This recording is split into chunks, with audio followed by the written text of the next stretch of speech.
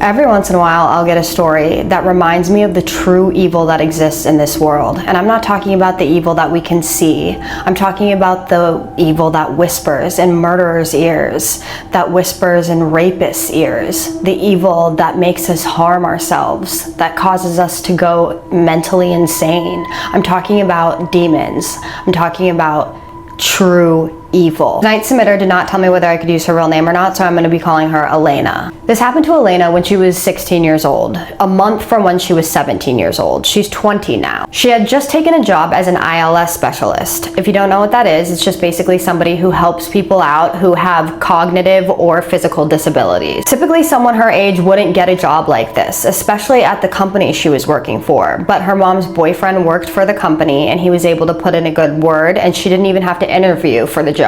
Fast forward about a month later, and she just loves her job. She loves the clients that she works with, she absolutely adores them, and she loves the job itself. One particular morning, her client ended up canceling her shift due to an illness. So she called it in and got a reassignment to work with a client that she had never worked with before so that she wouldn't miss out on hours. So she reads the specific documents before going in, and she learns that this client has autism. So she arrives at the client's house, she knocks on the door, the client opens the door, the client seems very sweet, but there's just something off about her. Her hair was very matted, her clothes were all stained and ripped, and there was an odor so strong it smelled like a dead animal. So she briefly suggests that they work together on cleaning her up, and then she explains the importance of keeping clean to avoid things like illness or infection. She had briefly worked as a CNA previously to this, and she knew the background information on what not taking care of yourself can cause. She just looked at her and says, "He won't let me."